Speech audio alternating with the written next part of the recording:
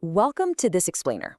Today, we're taking a massive 6-hour deep dive into the world of UI and UX design. And, well, we're distilling it into a focused, highly dynamic journey. Look, mastering these skills is absolutely crucial in today's digital economy. The gap between a scattered, brilliant idea and a beautiful, shipped product that millions of people actually use, that gap is bridged by design. We're looking at a comprehensive masterclass that reveals exactly how raw, mathematical shapes are literally forged into living digital products using Figma. So whether you're a complete novice or an informed learner just looking to organize your knowledge, we're going to break down the core mechanics of exactly how ideas become reality. Okay, let's take a quick look at our roadmap. We'll start with the mind of the designer, then step inside the Figma workspace. From there, we'll cover the building blocks, working with components, the magic of auto layout, and finally, bringing designs to life. So, part 1, the mind of a designer, the human element. Before you even touch a digital canvas or draw a single rectangle, you really have to understand the fundamental mindset required for this job. Notice the real emphasis here on function plus beauty. The source material makes it crystal clear. A designer isn't just an artist, they're a problem solver. You have to use deep human empathy to craft solutions that look beautiful, sure, but most importantly, they have to solve real human problems. Think about how you perceive a brand like Nike. When you use their app, you aren't just looking at a digital shoe store. You feel this sense of motion, of empowerment, of athletic drive. That feeling is no accident. That perception is entirely crafted through deliberate, empathetic design that perfectly merges aesthetic beauty with the pure function of getting you the right gear. Now, there's a lot of industry confusion around this, but think of it like going to a high-end restaurant. UI, or user interface, is the plating of the food, the mood lighting, the weight of the silverware, and the decor. In digital terms, it's the exact corner radius of a button and the visual typography. UX, or user experience, on the other hand, is the quality of the service, the pacing and flow of the meal, and how completely satisfied you feel when you leave. In an app, UX ensures the invisible architecture, like navigating a food delivery menu, actually feels smooth, intuitive, and ultimately satisfying. They are literally two halves of the exact same whole.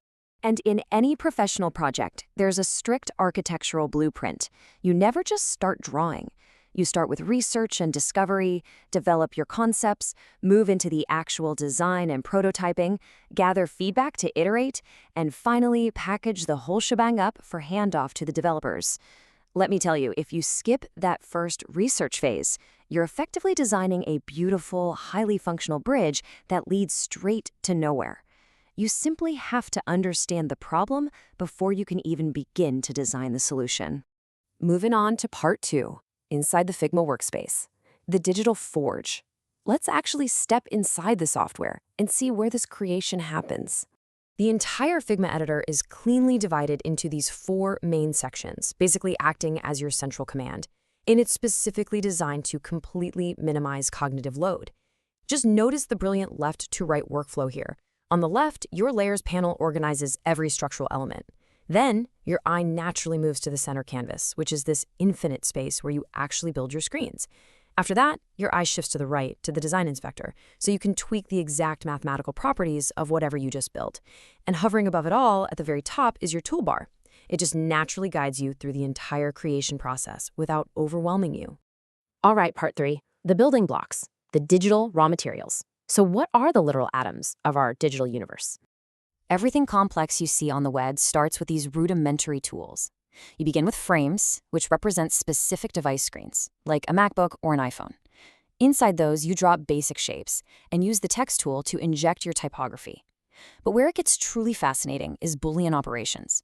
You can overlap simple shapes, say taking 2 basic circles and subtracting one from the other, to instantly forge a perfect crescent moon icon. It really highlights that even the most complex, beautiful web design is ultimately just simple math and basic geometry stacked cleverly together. Now, to ensure these blocks don't just look like a messy, chaotic pile, designers use layout grids. This provides absolute mathematical harmony to the canvas. By defining columns, margins, and gutters, which, by the way, are just the empty spaces between your columns, you keep every single element perfectly aligned. For the informed learners out there, this is where the industry standard 8-point grid system comes into play. By sizing and spacing everything in multiples of 8, you ensure crisp rendering on literally any screen size, and you give yourself an actionable, reliable framework rather than just guessing where things should go. It literally turns art into a precise science. Part 4. Working with components. Scaling those building blocks. The crucial point here is learning exactly how to scale these atomic elements without losing your mind as your project grows. Okay, imagine you're building a massive travel website. You have 50 identical sign-up buttons scattered across a dozen different pages. Suddenly, the client calls. They want to change the color of all those buttons from blue to red. How on earth do you avoid the absolute nightmare of hunting down and updating every single one manually at 2 a.m. the night before your major client deadline? The secret is components. Think of this as a parent and child DNA system. You create one master parent element, your absolute perfect button, and then every copy you pull from it and place into your design acts as a child instance. They all share the exact same structural DNA as that parent. Honestly, understanding and utilizing components is the defining feature that separates amateur web design from truly professional, scalable product design. And this is where the real magic of inheritance happens, a concept that maps beautifully over to front-end development and CSS. If you need to make a global change, like that 2 a.m. color swap, you just edit the parent component, and instantly all 50 children across your entire file update automatically. Boom.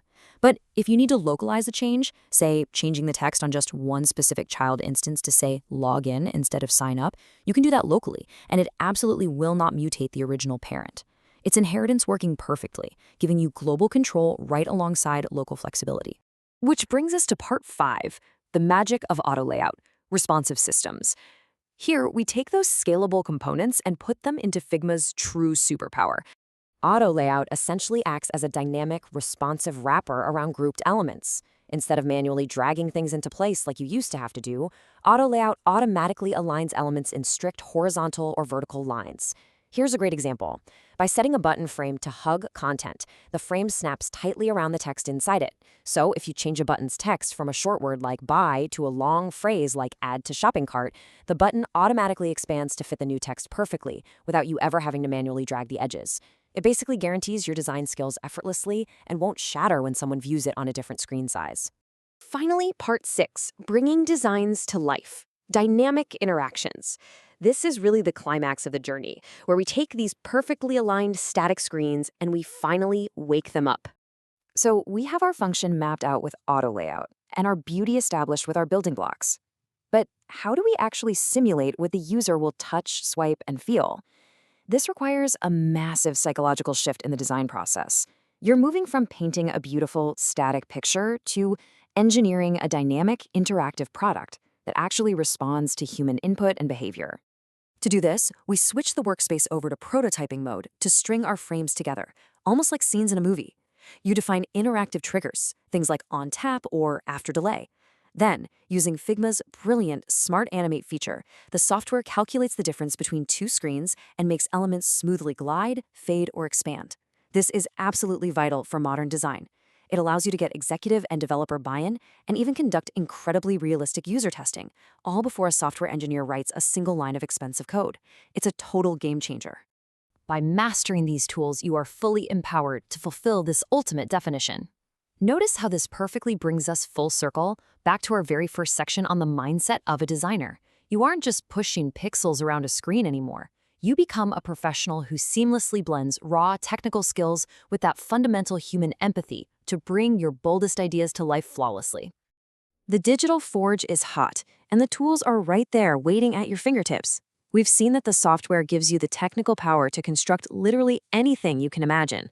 So, the only question left for you to answer is, how will you use this digital forge, combined with your unique human empathy, to build a solution that the world actually needs? Thank you so much for diving into this explainer with us. Go build something great.